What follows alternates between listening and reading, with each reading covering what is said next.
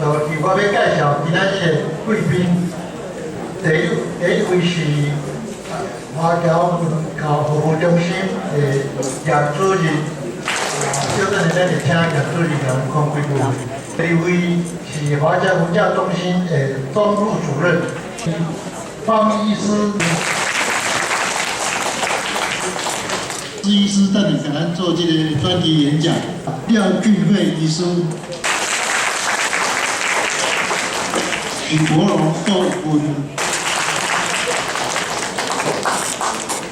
北加州台湾会馆陈柳刚医师，就是咱的前会长。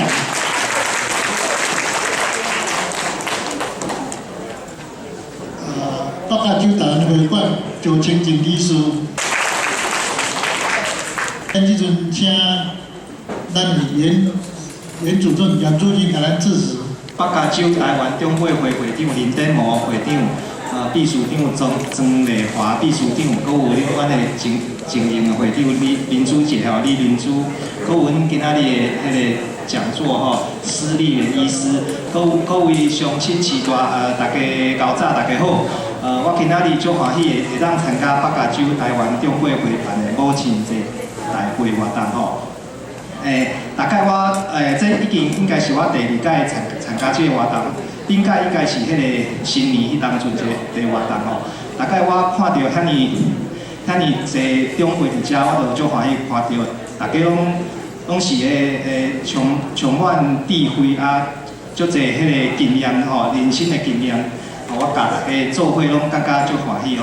大家拢知影迄个母亲是。 足伟大总是将迄你的囡仔放伫你的上头前家己牺牲足济，是讲家庭中上温暖的一盏明灯嘛是迄个稳定社会的一股力量所以讲今仔日伫遮